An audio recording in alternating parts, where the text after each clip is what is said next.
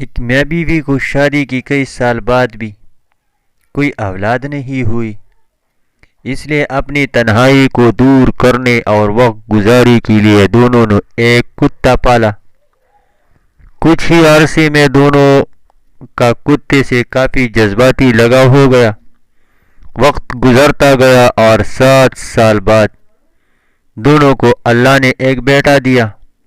گھر میں چاند سا بیٹا آنے کے بعد دونوں کی توجہ کتے کی طرف قدرے کم ہو گئی۔ ایک دن اپنے بیٹے کو گھر میں سوتا ہوا چھوڑ کے دونوں حویلی کی باغ میں ٹہلنے کے لیے گئے۔ باتوں باتوں میں وقت کا احساس ہی نہیں ہوا۔ جب گھر کی طرف لوٹے تو کتا گھر کی دہلیز پر کھڑا تھا اور منہ اور چہرہ خون آلود تھا۔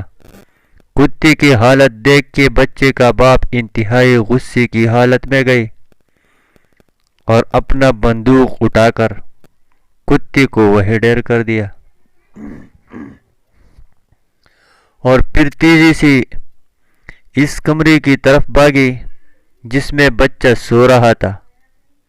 وہاں دیکھا تو ایک بہت بڑا سانپ سر کٹا ہوا پڑا تھا جو اس کتے نے بچے کی حفاظت کرتے ہوئے مارا تھا۔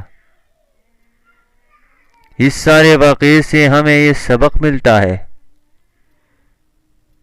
کہ جذبات اور جلد بازی میں کیے گئے اکثر فیصلے غلط ثابت ہوتے ہیں۔